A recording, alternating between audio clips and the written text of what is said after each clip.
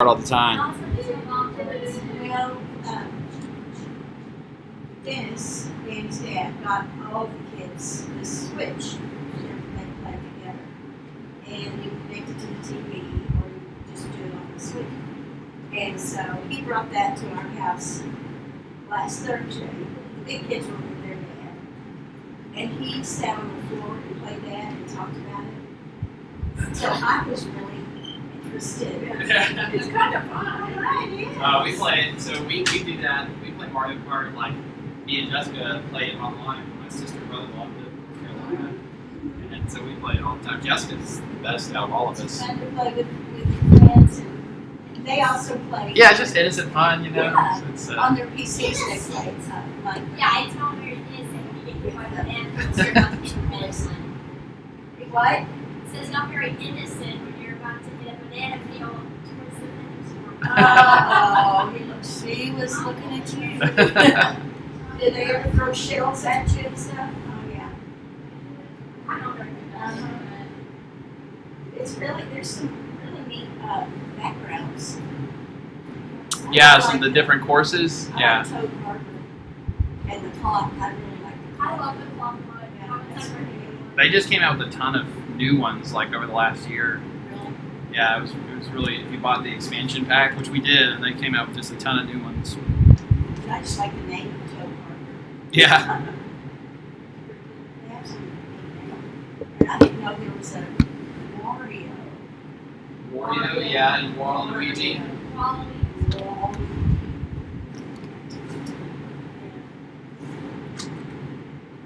Danny always wants to play.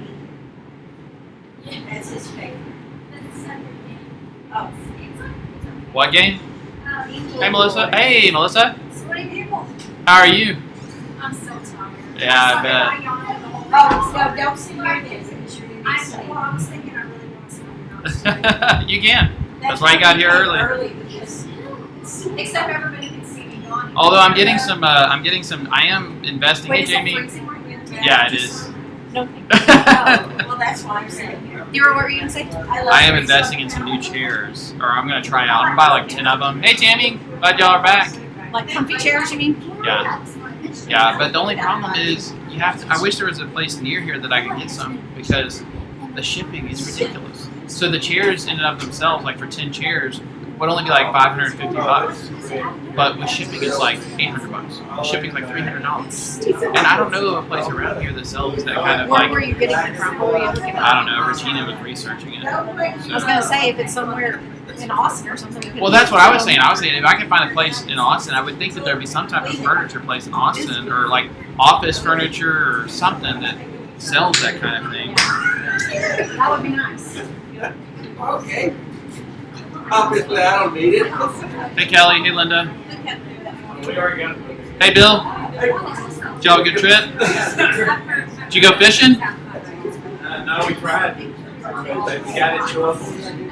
He didn't show up. So we called him and he sounded like he was still asleep. Was it the guy that we used before? Huh? Was it that guy that we used No, before? this was down South Park.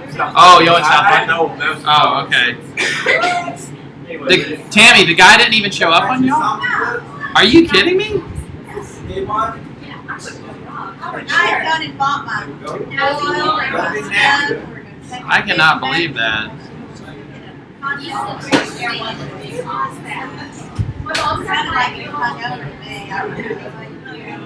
we already bought everything, so we're going to cook it all. We bought all the stuff. I hate that for you guys.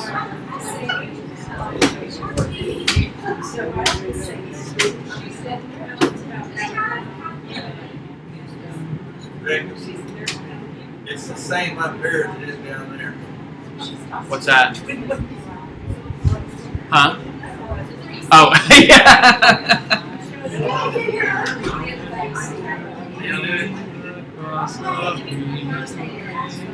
Haven't seen you more. Oh, good. They go there. What's the date on it? He said he was going to call you and get with you. I guess he did a good job. Can you see? Yes. That's only the third one we've seen. Yeah. It's not like. I stepped on one in the in the kitchen. Yes, Anyway, I stepped on it. So I went to grab the mine on that down. They are small mines. It's not like, it's worse. Hey, Judy. But it, you know, one thing it's you have to be Hey, Judy. Yeah. Wow. That's true. Yeah. That's unique.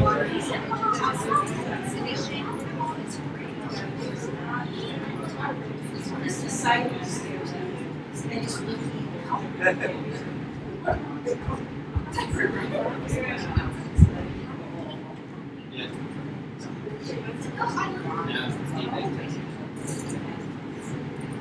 And there's been some cases popping up. I've been there when you need my family.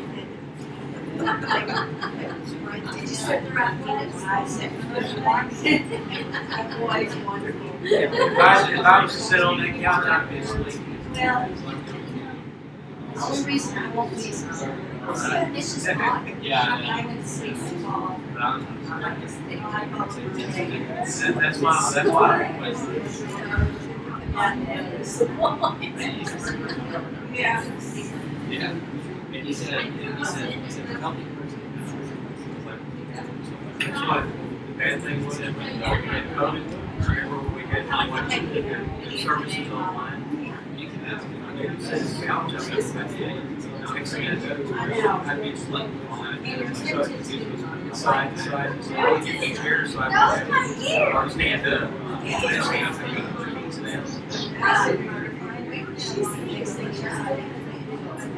The what? And another class attempted to cover Oh, yeah.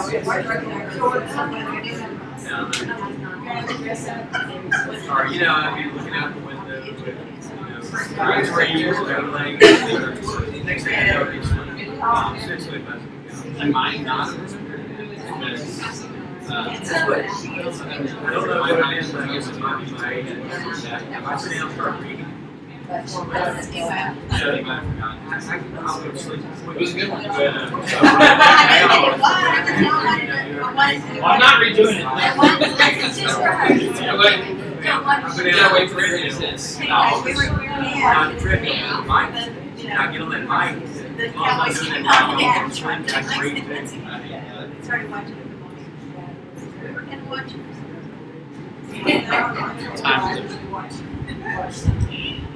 Couple more minutes. Hey, Rich.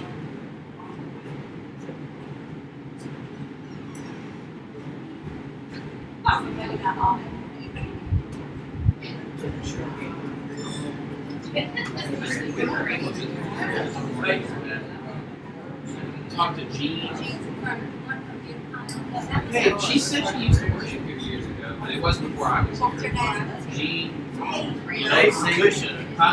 Lexi Queenie. That's not the one I meant. One Oh. named Jean, like black hair. Oh, she was over in the Randy. Yeah. Motor or Martle? Martyr or Oh, you're not the black haired lady. She sat right behind him in the car. Oh yeah, who was that? Well, I mean like, she had some connection with it. Oh, okay. No, you have them all. Oh, okay. Yeah, that's what I'm saying. She so Jean, they moved back out from this area for a while, and then moved back, and I was like, that's what you do, so it's not right into it too. So, yeah. All the time, So, there's a lot of trees that are one over here. Oh, yeah. Redwood. Yeah.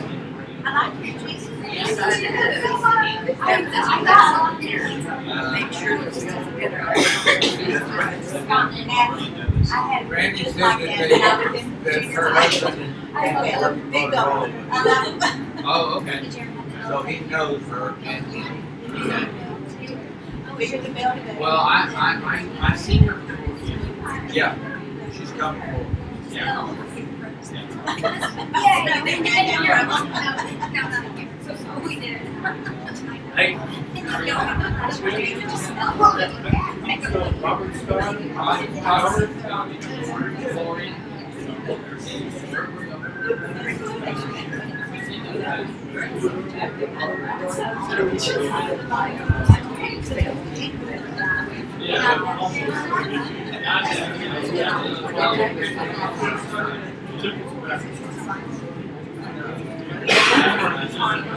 Oh, it does.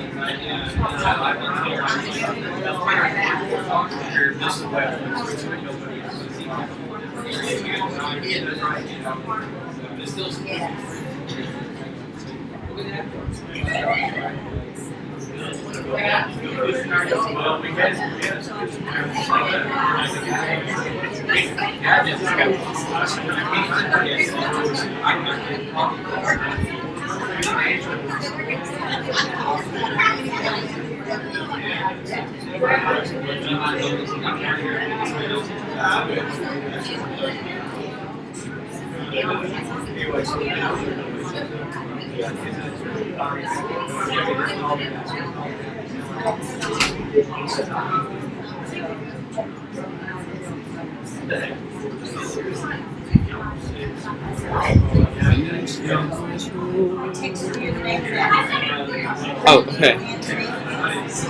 Okay, great. Thank you.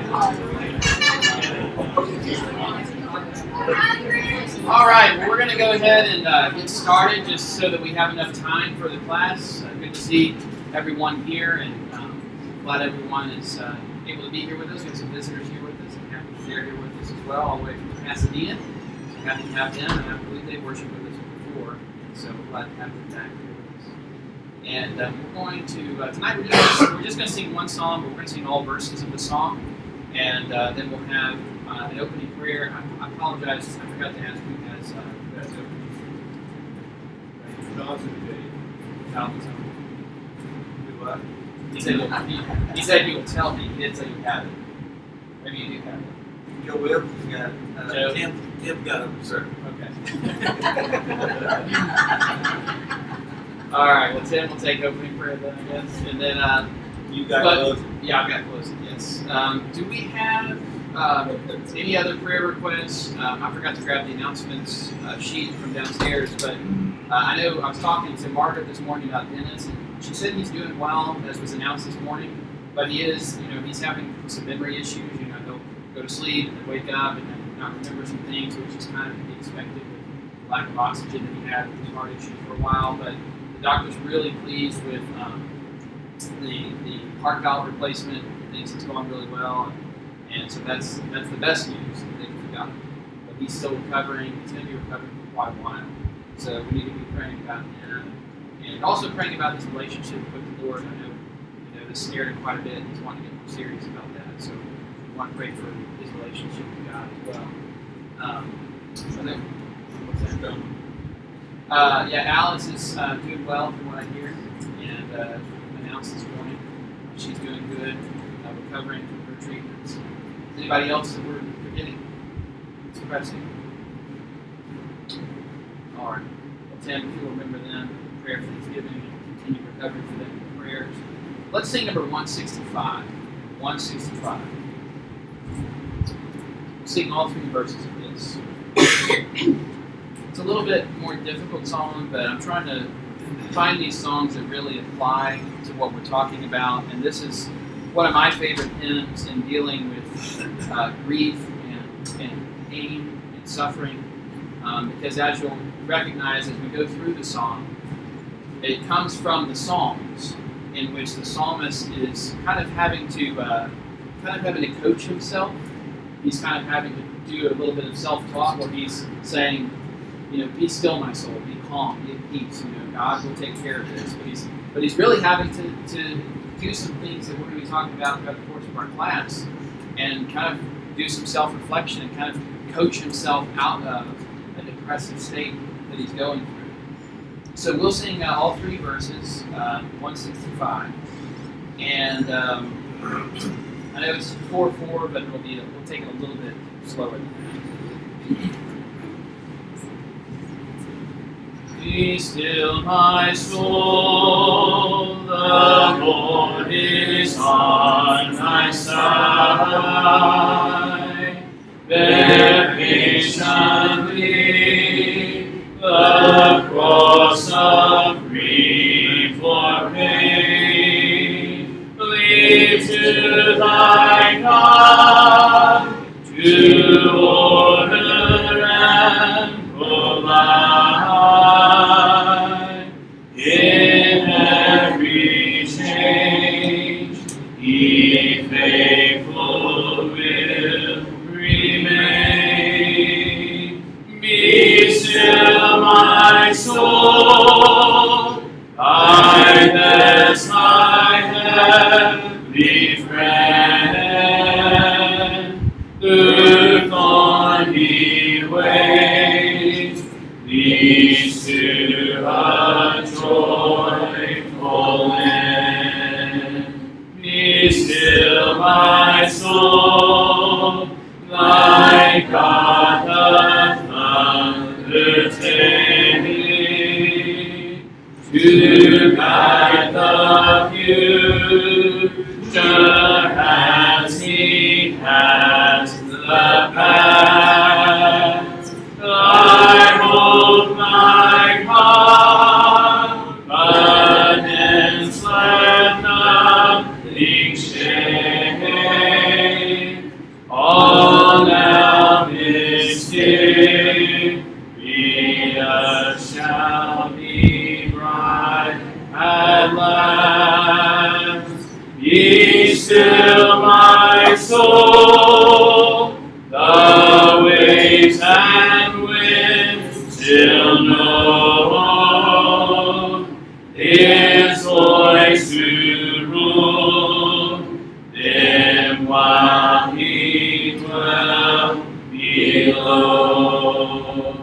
Be still, my soul, be at His hasting on, when we shall be forever with the Lord.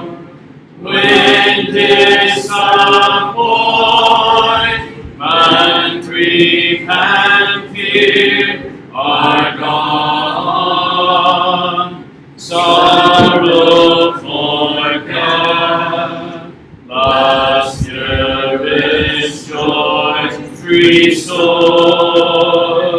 Be still, my soul, when change and tears are past,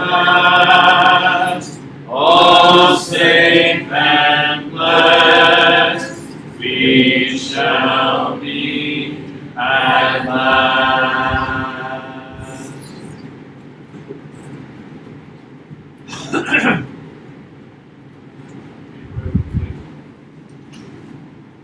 Our most righteous and loving Heavenly Father, today we come together, worship you, sing songs of praise, Lord, lift up prayers to you, cover the death of our Lord and Savior. Father, this time we will lift up so close to you, daily, special blessings, Lord. Dennis telling you this time, pray for his continued healing. Thank you for the surgery that is going. He is all the lives of what does this time. Pray for his rehabilitation and those who may. Especially want to bring up Alice to you as well. Thank you for the stem cell transplant. For white blood cells in the eyes. That happens.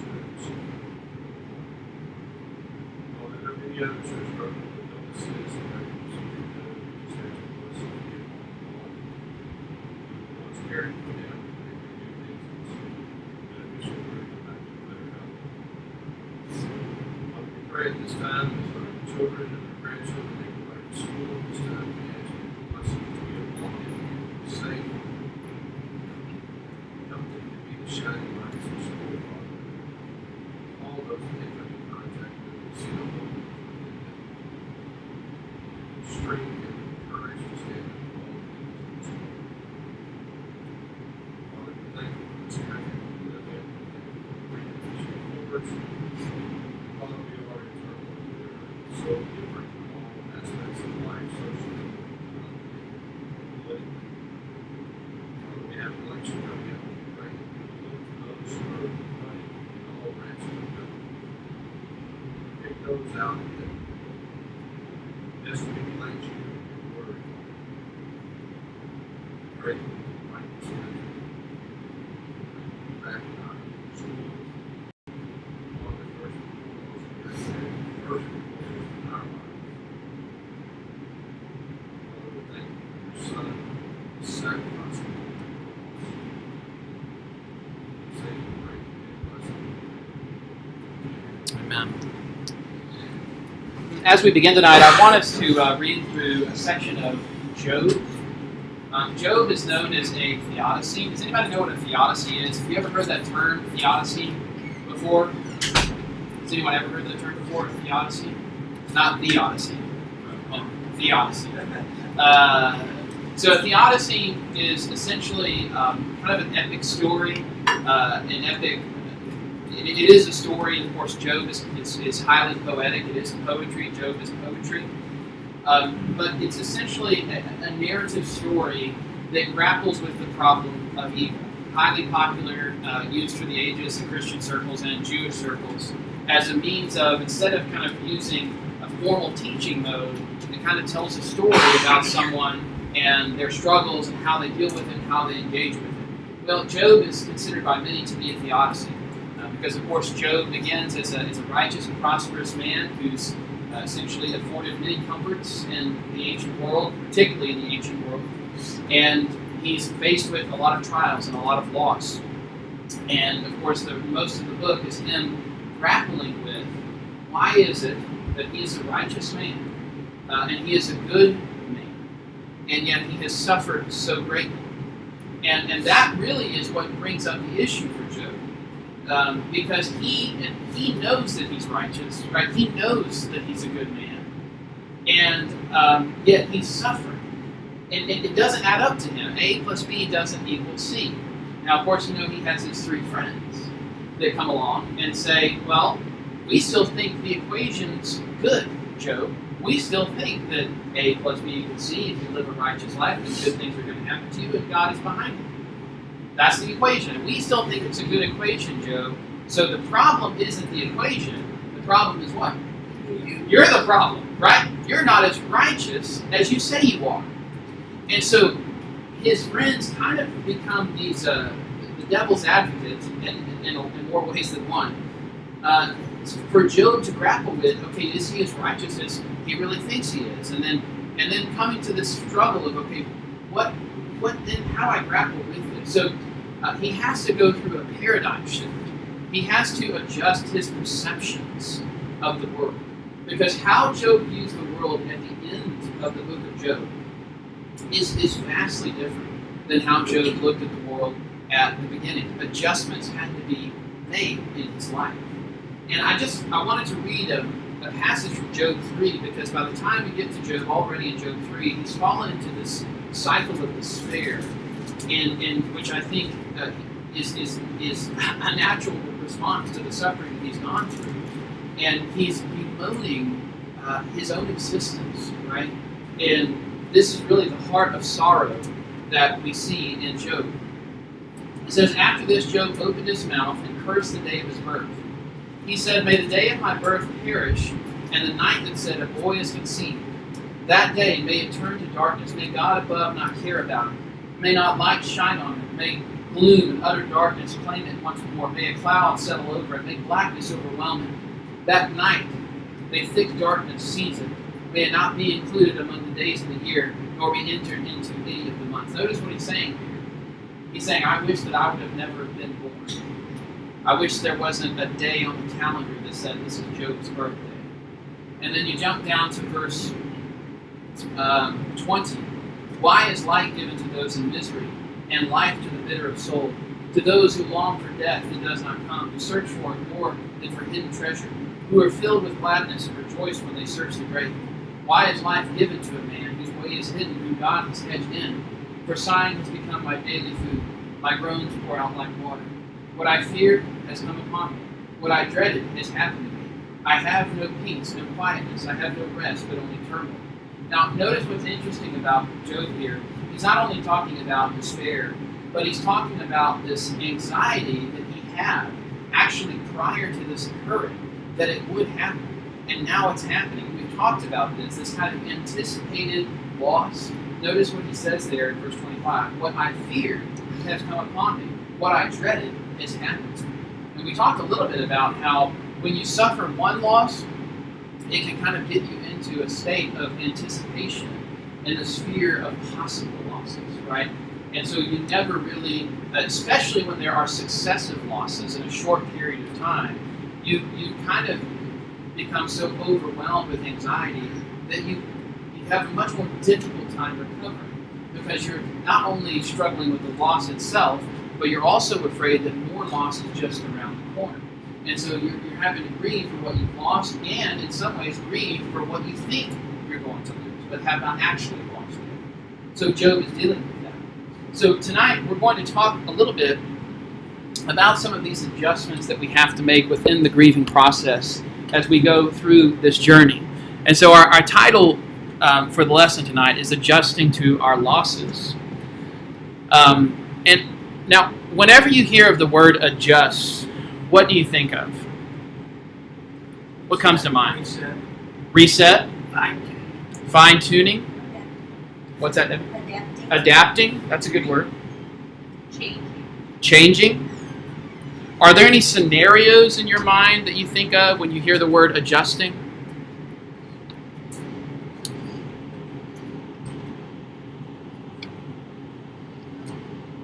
How do you adjust the volume or the picture of your TV? Okay. Blurring? Right, you need to adjust it to make it a little bit more clear. I adjusted the thermostat before y'all came in. Why do we make adjustments? Generally speaking. We're uncomfortable. We can't see things as clearly. Why is that? You're learning how to cope, right? With whatever you're learning. Just generally speaking, we make adjustments because either new data has come in that no longer fits the circumstance, or we are realizing that we have to make adjustments to make it fit better. Okay, so just in a very simple explanation, you might have the thermostat at 74, but then you realize as more people come in, it's getting hotter and hotter, and so you got to turn it down, right? Because new things have come in, and you realize you got to make adjustments. I never had that set on 74. I had it set on 66. But that's the idea behind adjusting to loss. And one of the things that Wright is going to talk about within his content is part of the grieving process is learning to make adjustments to the loss. And because, as we talked about, a necessary part of recovering from the loss is accepting the loss. Now, we talked about last week, or the week before last, about coping mechanisms which naturally occur, whether it's denial, whether it's reshaping how we think of the circumstances and trying to kind of rethink them so that they don't seem as bad. Those are kind of coping mechanisms that we initially deal with that are initial responses. I think somebody talked about it like an oxygen mask, right? That first breath of air that we get when a loss occurs. But we're not meant to live within constant coping mechanisms, because that's not healthy and that doesn't help us to recover. And so after we move through those coping mechanisms of the initial shock, maybe we've gone through that loss, whatever the loss is, if it's the loss of someone that we love, whether it's the loss of a job, whether it's the loss of a pet, whether it's what we talked about, the variety of type of losses that we can suffer from in the first couple of classes. Now we've got to make adjustments, right? Now adjustments have to be made because life now on the other side of this loss isn't the same as it was before. And if we don't properly make adjustments, then maybe we haven't really accepted the reality of the loss. And what can happen, as we've talked about, is kind of this continual grieving, which impacts us. Now, I want to remind everyone here, as we're going through the class, this doesn't, and we talked about this a little bit a couple of classes ago, grief is not a linear journey, is it? Right? It's more like ups and downs and valleys and peaks, and one of the things we'll talk about in this class as well is that your timetable on your grief is your timetable on your grief. And if people are expecting you to get over your loss quicker than you're comfortable with getting over it, that probably has more to say about them and how you're making them uncomfortable because they don't want to deal with it. Now, that doesn't mean that, as we'll talk about at some point, it doesn't mean that you can't get into states of grief that are perpetual, and there are signs of grief after a long time has passed that might indicate to you that maybe there's some things you aren't doing that could help you recover. Okay? But that's another class. So that's what we're going to be talking about this evening. Norman Wright had this to say. He said, in addition to experiencing the pain of loss, you must also adjust to the void left by the person or object that is gone. Whether it is the loss of a dream, a job, a friend, a home, a pet, or a spouse, there is an empty place in your life, a vacuum that nothing seems to fill. And it's necessary to become accustomed to the absence of something that was a very important part of your life. Notice that last sentence there. It's necessary to become accustomed to the absence of something that was a very important part of your life. Now, we might not like that sentence, right? Because the initial grieving process because we talked about what is the purpose of grief. Well, one of the purposes of grief is to protest what has happened, right? One of the points of grief is to say, this happened, and I don't like that it happened. And so now we're talking about there comes a point where you have to become accustomed to that, and we kind of naturally rail against that, right? And I don't want it to be this way. And I don't want to get used to it. I don't want to become accustomed to it. And that's a natural response, right? But as we've talked about before, and Brian has talked about before, learning to effectively recover is going to, at some point, everybody's point is different, learn how to accept the reality of the loss and become accustomed to it. Because to the extent that we refuse to become accustomed to it, is going to hamper our ability to recover. He goes on to say this. He says, whenever a significant person is lost from your life, you have to amend your roles and your skills and learn to function without him or her. You learn to make up for what you lost. You change what you do, take over responsibility, find another person to help. There will be things that you don't do anymore. Adjustment means necessities not behaving necessitates not behaving the same way you did when the person was a part of your world. Now, focus in on this last sentence here. Adjustment means and necessitates not behaving the same way you did when the person or thing or situation was a part of your world. So let's use the example, two examples here of this. We've used this example before. When someone loses a spouse, you become a widow or a widower, is your schedule going to change? Is how you used to do things going to change? Right? And initially we want to deny that, right? We don't want that. We don't want to accept that because it's difficult. But we know that those adjustments are necessary. They're a part of coming into. We can't behave the same way we did before. If we expected, our spouse to take out the trash, and they're not there anymore, well, we can't keep acting like, they're going to come around the corner and take the trash out. Now I've got to take out the trash. And that's the same with the divorce, right? We talked about how divorce is a loss. And whenever you go through the divorce, that's one of the difficulties for men and for women, right? There might be, things around the house maybe that the wife was used to her spouse doing, and he's living in his own house now.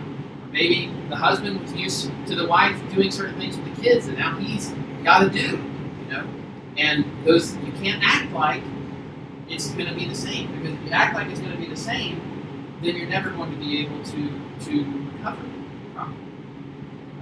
Or like you lose a job.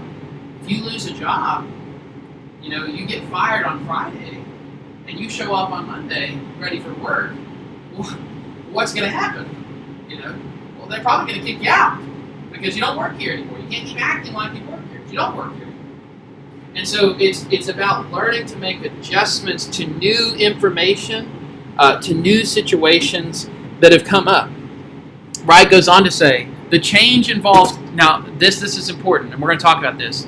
When we're talking about the loss of someone, whether in loss of someone we love, divorce, or even, as we talked about before, through drugs and through things of that nature, the change involves keeping the loved one alive in your memory in a healthy and appropriate manner. Now, one of the things we didn't discuss was ways that maybe we cope in an unhealthy way, okay? And sometimes, for example, one of the examples, I didn't really want to go through these because I know everybody grieves in their own way, but one of the things that stuck out in my mind, because I've seen this happen a lot, of course, we've lost a child, and a lot of times when you lose a child that was living with you presently, you kind of just want to keep their room the way that it was, right? And never let anybody touch it or do anything with it, which again is an understandable and natural response. For example, I don't know if y'all remember, I'm just going to be transparent with y'all, but the week that we found out that we lost Everett, the church had done diaper shower for us that Sunday. I don't know if y'all remember that. So we had a lot of stuff that was in our house, for Everett. And that stayed there for a while. We couldn't use diapers. We had no diapers. We had toys and clothes that we had bought that we weren't going to use and stuff. And that was fine for us to keep that for a while. But a day came when we had to let that go. Randy and some others came over and graciously took that stuff for us. And but okay, so there's one way where we had to move on. But now we do have a small memorial table in our house, forever with some of his stuff. So that was a healthy way for us to try and keep his memory alive without trying to kind of pause time, and kind of deny that it had actually happened. And that was a difficult step, but it was a healthy one and appropriate. And so Wright is saying he's going to really get on this.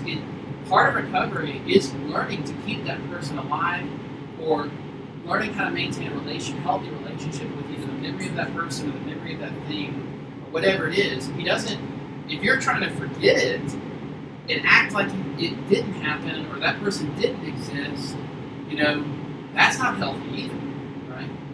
That's not going to be healthy either. So it's about learning to help maintain this in a healthy way. So let's talk now real quickly, and we'll take some comments or questions before we move on. We'll talk about refusing to forget and learning how to honor the loss.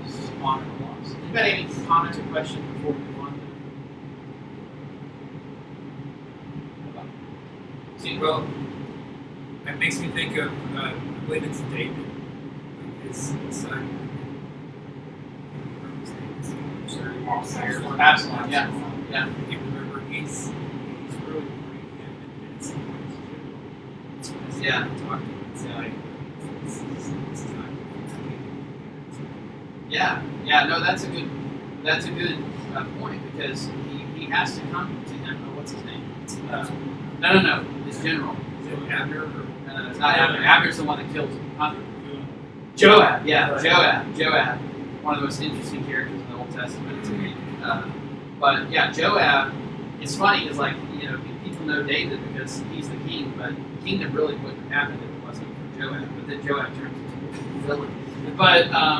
But Joab does have to come to David, and he has to say, listen, what's weird with David, it wasn't just his son, it was also an enemy of the state. And so Joab's like, I get you're grieving for your son, but you've got other responsibilities that you've got to realize, like, this is confusing to people, And he has to kind of be that boy, and David recognizes there's some truth to what he's saying. So but at the same time, again, we're not talking about moving our timetables ahead of when we're ready. We're just talking about when that time comes to make that adjustment. What can we do to make those adjustments? Anybody else before we move on? All right. So Norman says this. He says, I love this right here. Death may end the person's life, but not your relationship. Right? You often still feel very close to them. And that's what's interesting. Has anyone seen the movie Interstellar? Anyone seen that? Maybe one or two people. Seen Interstellar? Were you confused? No. I love Christopher Nolan films, but they can be very confusing. But there's an incredible scene in there where it's a sci-fi film. They're trying to figure out, they have only a certain amount of fuel to get to a planet. They're trying to find an inhabitable planet for human life to live. They have to make a decision. They only have enough fuel. There's like 3 planets left. And they had already sent out some astronauts. Well, one of the astronauts that is here had a relationship with one of the ones that was sent out previously. And she wants to go to his planet. The other astronauts are like, you only want to go to that planet because you're in love with him. And you want to see him again. Like, you're not really thinking straight, right? And she makes this incredible speech about how she's like, well, but why doesn't that mean something? She's like, we don't really understand love. You know, love can transcend. It's a communication. And one of the scientists who's obviously an atheist, he says, no, it's just kind of a natural response that your brain synapses are having to someone that has done good things for you. And she's like, well, then why do we continue to love people who have been dead for years? She's like, that makes no sense. They're not doing me any good anymore, and it's actually hurting me to love them. So why do I keep loving them? You know, it's this incredible speech that it's Anne Hathaway that does it. And I think there's something to that. That although death ends the person's life, our relationship continues in some ways. And learning how to relate to that person in a new way. And we might even say at certain times oh, you know, they would have enjoyed this, or they would have liked that, right? Or I wonder what they would say. You know, we're still viewing them as someone who's a part of our story, right? He goes on to say, if people tell you that the best way to deal with your loss is to forget the person, they are inhibiting your grief experience, and that is the absolute truth. Right? If someone just kind of callously says, we just need to move on, you just need to forget about it, you know, they are inhibiting your grief experience. And why is it that someone might say that? Why might someone make a callous response like that? Well, as we talked about before, some people kind of are uncomfortable with grief, and they kind of like, well, you've had enough time, now it's time to move on, right? And generally speaking, these may be individuals who have never experienced great loss in their lives, and they don't know how to relate to people who have dealt with loss. And going on, Norman says, perhaps the most crucial task to be completed is developing a new relationship with what it is you lost. With some losses, this is relatively easy and clean, since in a short time there's a diminishing emotional effect of loss. A lost opportunity, a lost job, a lost competition, a lost pet, a wrecked car, a stolen wallet may not have the same lasting effect as some other experiences. One of the most difficult is a divorce in which children are involved and one of the spouses didn't want the divorce. Because of the children, there is a continuing relationship over the years and a constant experiencing of the past, present, and future losses. So what he's saying here is that as you're learning to develop a new relationship with whatever it is you lost, well, for example, let's go back to you lose a job. Well, I have to develop a new relationship with that job, even if that job meant a lot to me, even if it was a way that I kind of gained my understanding of my selfhood, you know, and maybe it played a big part in how I viewed myself. Well, but I don't have that job anymore. So now I've got to think of ways of relating to that, even though my identity was fostered.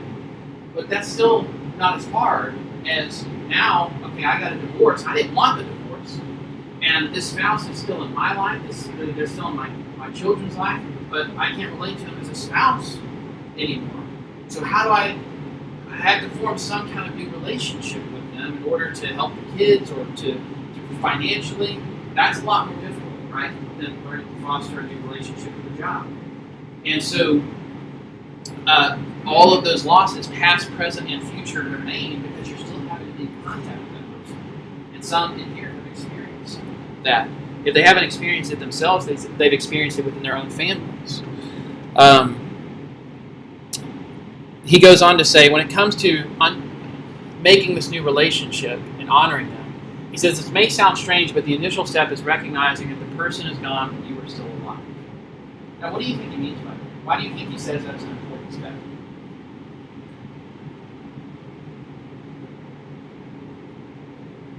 It's reality. It's reality, right? But why do we have to recognize that? If it's reality, You get so deep into your sorrow and loss that your day-to-day life stops. yeah. Or you can so relate. You can so relate to the loss of that person that you can almost feel like you're dead with them, right? And we if we've lost someone, we feel that way, like we're there with them. And eventually, we have to, when we're looking at reality, we learn to say, okay, but I'm still here. I have opportunities, and even this is the case.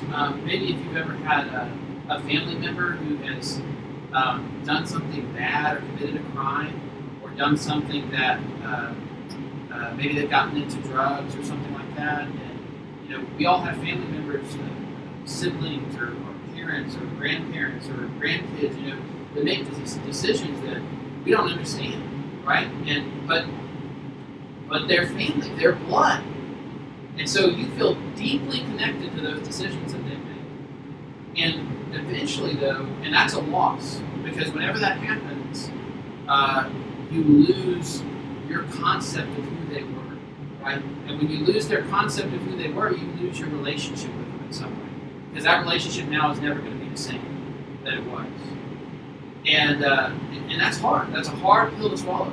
One of the things, though, that's very difficult for people, for example, who have loved ones who are suffering through drug abuse, alcohol abuse, is to kind of come to a realization of, okay, as much as I hate that they have done this and that they're making these decisions, they've made those decisions, I haven't made those decisions. Because you can almost feel guilt for things that they've done as if you are the one doing it. And coming to this realization of, wait a second, I'm my own person. I haven't done that. They've done that, and I love them, but I haven't done that. I'm still alive. I've got responsibilities. I've got opportunities. And that's difficult. It's a difficult transition to make. But that's one of the realities that he says. In order for us to properly develop a new relationship with whoever it is we've lost or whatever it is we've lost, we kind of have to force ourselves, kind of like what we were singing earlier, "Be still, my soul." That's the psalmist literally having to force himself, looking at himself in the mirror and saying, "Settle down." Okay? He's having to coach himself out of this situation because he's the only one that can speak that truth to himself in a real way. And so Wright goes on to say, there are healthy ways to hold on to something you've lost. And we mentioned that a little bit a moment ago. It is perfectly all right and normal to talk about someone you lost, to do things based on what you learned about the person or to reflect on memories, deciding what there is about your life with the other person and your life together with them that can and should be retained. It's important not only for yourself, but also to indicate to others that you have not forgotten that person. It is unreal and a form of denial to attempt to live life as though that person never existed or impacted your life. That is so important, okay? To speak about this person, to talk about this person. One of the things that Wright talks about when it comes to losing someone is it's healthy. A healthy way to maintain a relationship with them and to remember them is to actually do some things that you used to do together. If you used to go on an evening walk with this person, go on an evening walk at the same time that you would go with them, as difficult as that may be. Speaking their name is an important thing. That's something that Jessica and I decided to do early on in our grief experience, was to say Everett's name to other people as much as we could, because we wanted other people to know him. We wanted other people to know his name. And it was an important part of reality, not having been able to experience his life, to remind us to face reality, that he was gone, but that he did exist at some point. And so we spoke his name a lot on social media, and we spoke his name in a variety of different ways.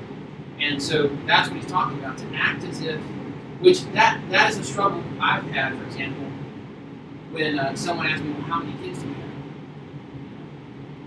like, I have 4, but 3 are alive. And I've said that to a few people. But then I've stopped doing that. I don't want to make them uncomfortable.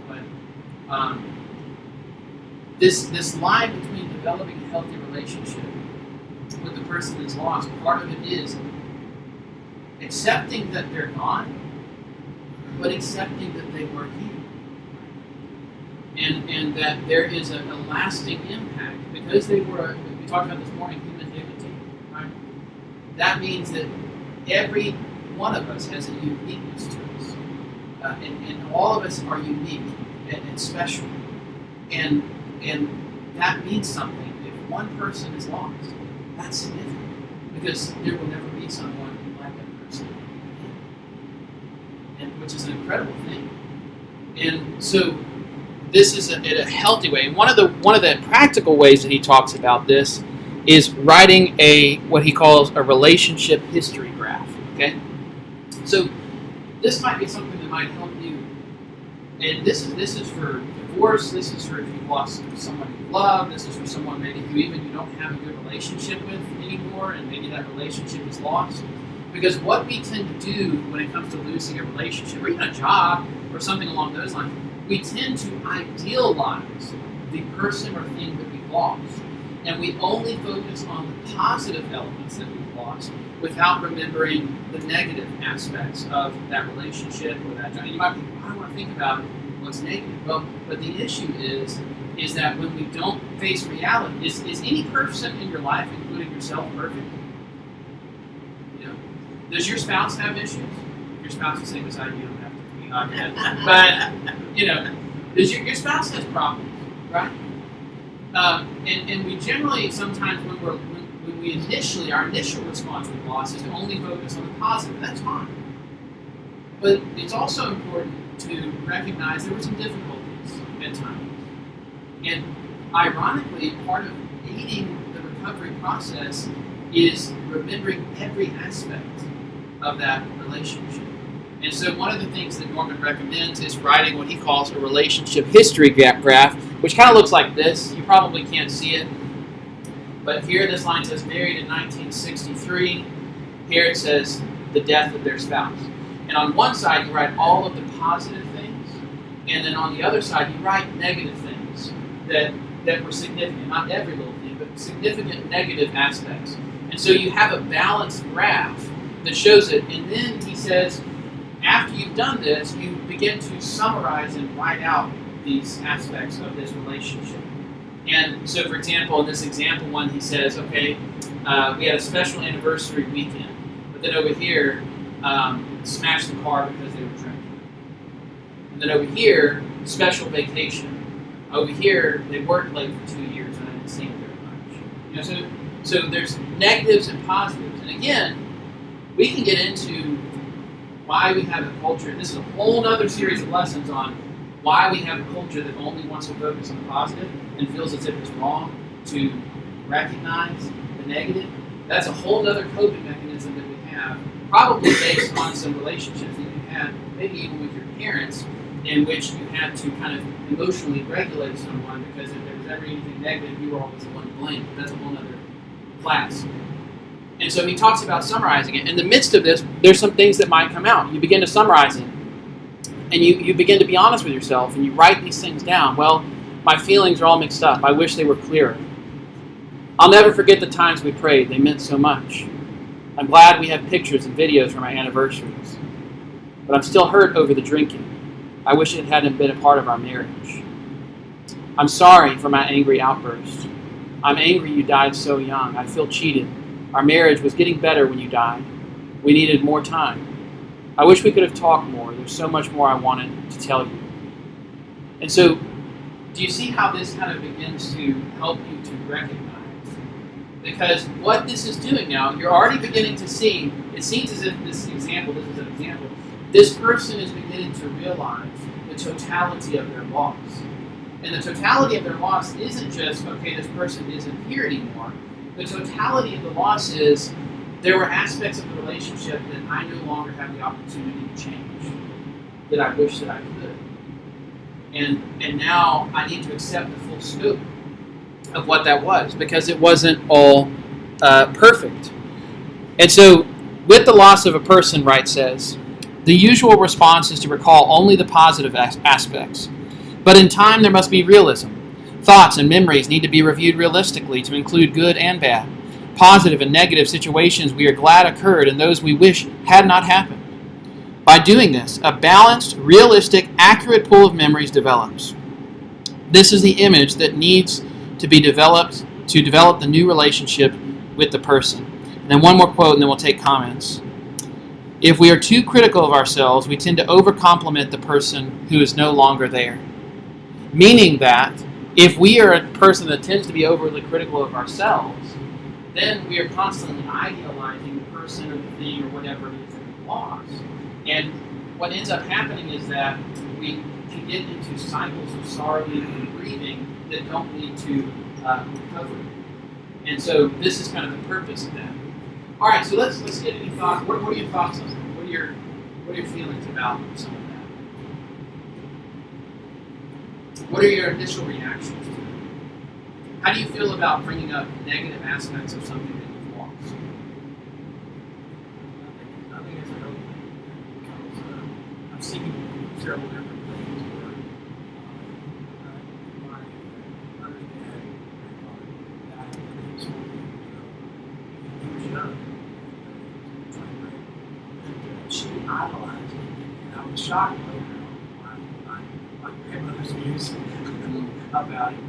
About some of the things he did, so it wasn't always as complimentary. And then, like, Tammy has an uncle that died too, and heart attack. And his children still to this day, the guy could never do anything wrong in his life. Nobody's perfect. Yeah, we talked a little bit about that. It can inhibit grief.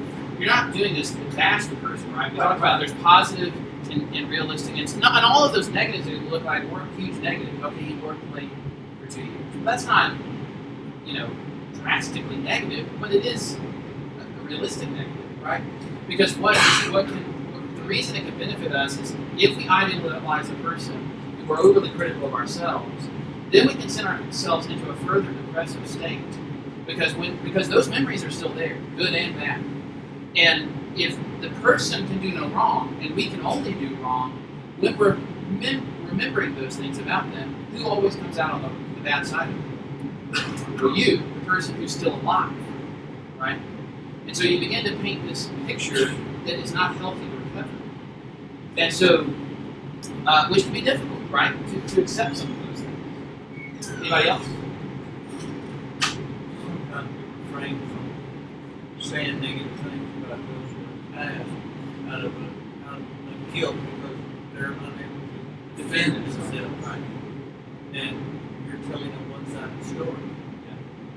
Well, and that's why I think this is, remember, it's a private exercise.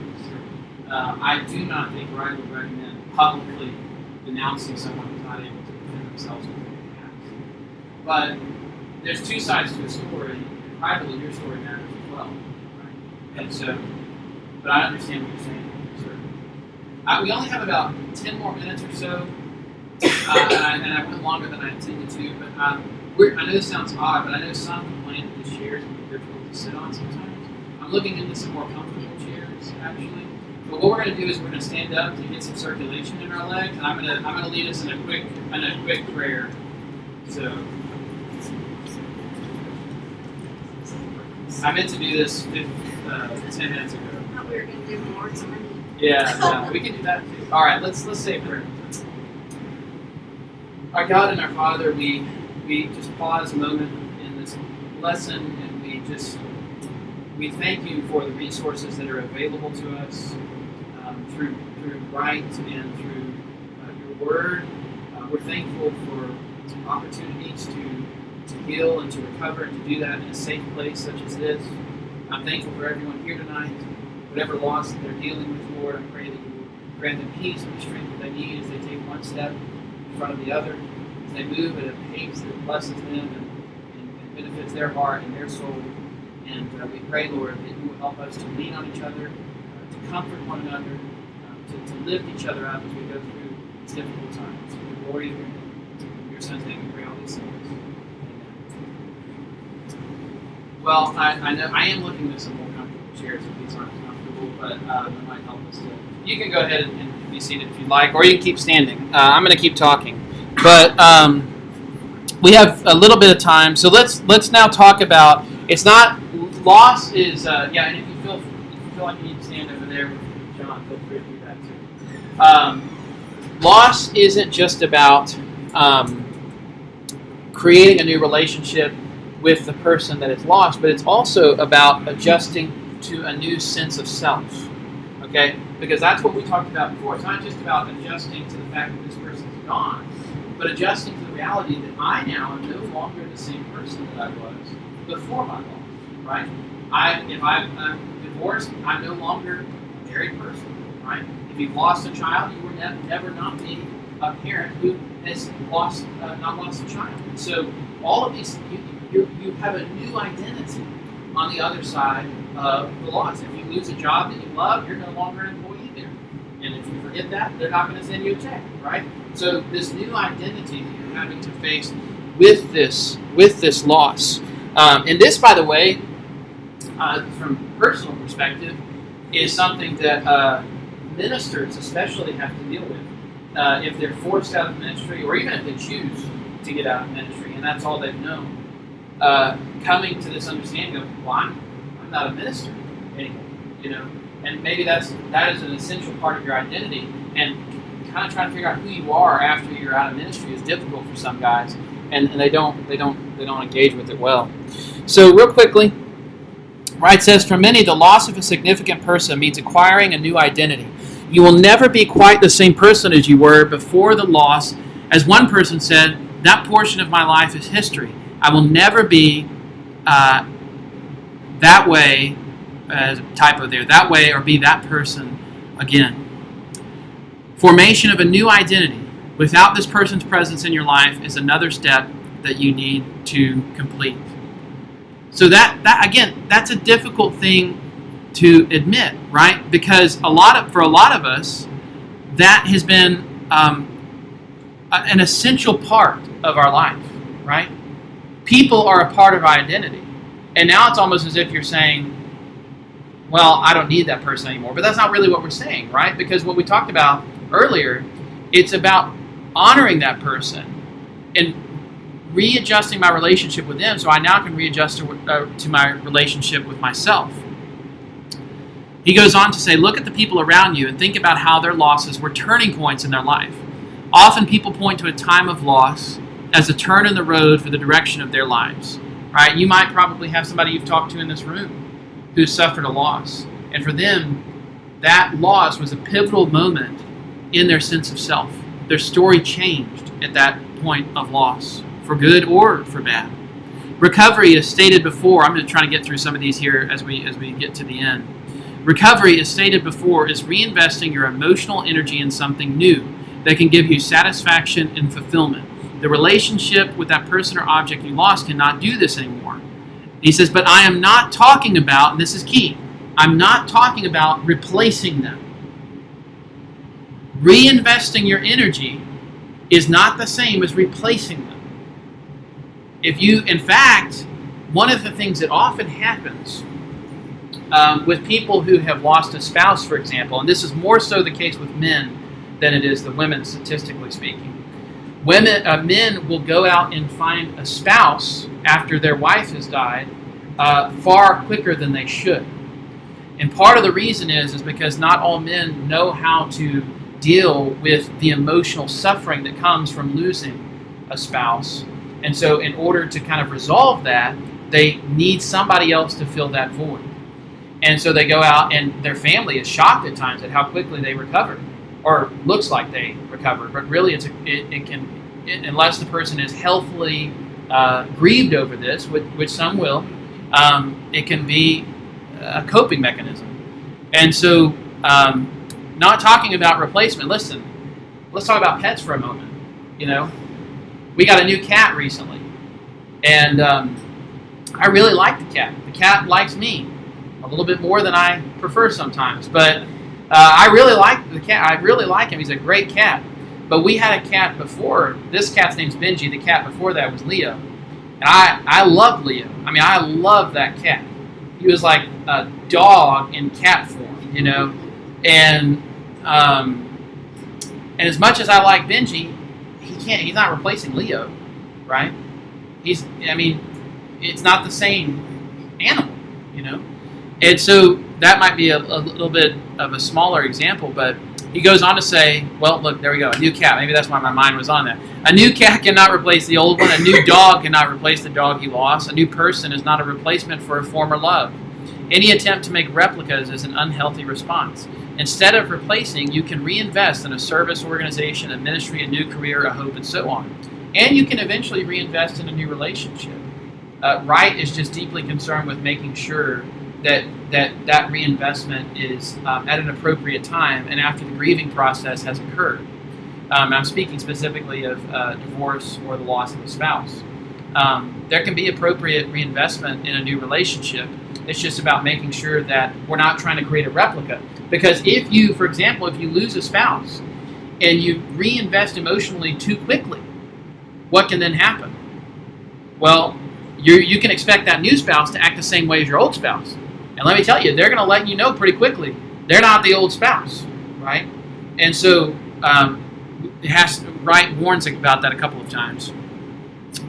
As these steps in the process and your grief work is being completed, the emotional energy that once was invested in the person you lost is now freed up and reinvested in other people, activities, and hopes that in turn can give emotional satisfaction back to you. So I'm just going to use this, I'm going to continue to use us as an example, but one of the things that Jessica and I have found beneficial for us in recovering from losing Everett was helping other couples who have lost children. And we've been able to do that a few times. We've talked to some people. And what's strange is you would think, well, that would be triggering. And it kind of is initially. But once you kind of get over that, it can help you to heal, to know that your loss is benefiting or blessing other people. Because we wish, we did have that to some extent with some people who lost a child. We didn't know actually we lost a child. But we benefited from that. We want to benefit others in that. And so this new identity that you now have to adjust to, Wright's trying to point out it's not all about losing who you are. In fact, it can be a way of expanding who you are by now using that emotional investment in a way that will bless others, but also help you to recover. Because what you often find when you go through loss is helping other people, weirdly enough, can help you to recover from that loss. And you even get, what's interesting is you'll even get new insights. When you go to help somebody, you're talking to them, you're like, I'm just now realizing that this is what I was thinking when I was going through that. And I didn't realize that then, but I'm realizing it now as I'm talking to you. And so it opens up your mind to be aware of those new possibilities. Wright goes on to say, this might result in your personal, actually this wasn't right, but this might result in your personal self-assessment as well as new habits, friendships, hobbies, and expectations, even a change of job or home. It's not moving on, but this has been our phrase in this class. It's not moving on, but it's moving forward. Adjusting to a new identity which you didn't choose, but now you choose to live with in a healthy manner. Okay, and that's key. It's not if you had the choice. If God came to you beforehand and said, "Hey, do you want to suffer this loss? Do you want to go through that?" What are we going to say? Absolutely not. I don't want to go through that. We didn't choose this, but now that we are this person, we choose to live with this new identity in a way that is healthy, in a way that helps us to recover. Right? And as we've talked about time and time again, recovery is not forgetting. Recovery is not moving on. Recovery is moving forward. Because why? Because we're still alive. We're still here. And life, as mysterious and difficult as it is, can still have blessings and benefits and good things that come, even after a great loss and a difficulty. And so this is about making these adjustments and learning to deal with them in a healthy way. Learning to adjust to a new relationship with whatever it is you've lost, whether it's a person or a thing or a job or a relationship, and learning to adjust to who you are now in the face of that loss. So that's the end of the material. Do we have any final comments or questions or just confusion about what we talked about tonight? Or anything to add to what we had to say?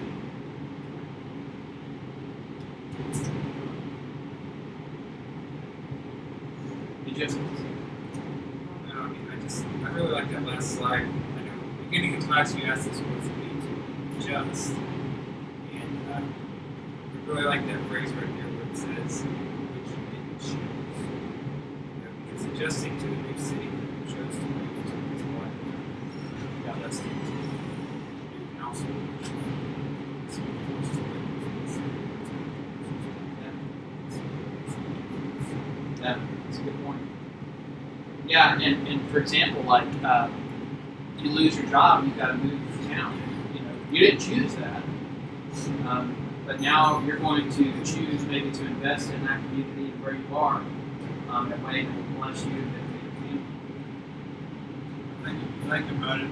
Every day we make adjustments, not necessarily in the loss category, but we're constantly adjusting to time frames, to schedules, to children, to things of that nature. So we're fluid mostly in our day-to-day lives, and then you add the chaos of loss to that, and that partner or that entity not being in that mix, then every day is a reliving of the loss and the significance of that entity or that person not being in your life that day. Yeah, and that's what we're hoping to do in recovery is that the weight of the loss, the impact of the loss, is not as felt as viscerally as it was at the beginning of that period. We get to a point, and time plays a part in that, right? But not always. I mean, we talked about previously, and some of you came up to me after we talked about this a couple of weeks ago. Sometimes the year anniversary of the loss is even more difficult than the initial loss. And some of you who have experienced that came up to me afterwards and were like, absolutely. Or the first holiday without that person, or first birthday, or whatever it is. Those are very difficult moments. And there are ways, to deal with that pain and to grieve through it. And as we talked about tonight, to learn even how to honor them during those significant moments that they're no longer there. And we've had other people, for example, found in our family, found their own ways how to honor the loss of Everett, for example, at holidays and whenever we get together as a family and stuff like that. So, anybody else? I want to encourage you once again to buy Wright's book, because as I mentioned before, we cannot possibly get through all the material in the book. So I think it would benefit you if you had it. It's maybe $10 on Amazon or something like that. But are there any here tonight that need to take for supper? All right, we have a few. So John will help facilitate that in the room next door after our closing prayer. And so appreciate you being here tonight. Thankful for your participation. I know I'm benefiting from going through this material again, and it's helping me as well. So hopefully it's helping you. Hopefully we can use it to help others in our life, not only ourselves. So let's be standing and we'll close the word of prayer.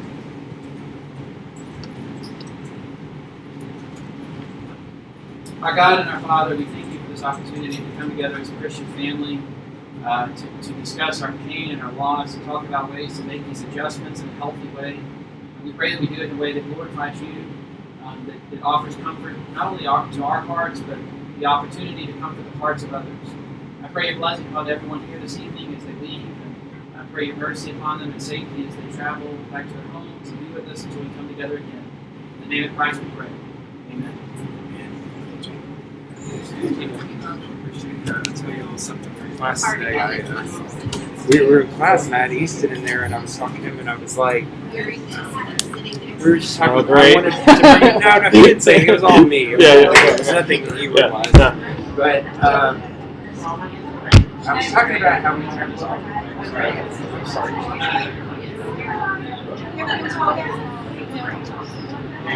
Gotta turn this off. I forgot to turn that. Keep talking. I'm just so. No, it's not on there anymore. So it's that's not on there. But I gotta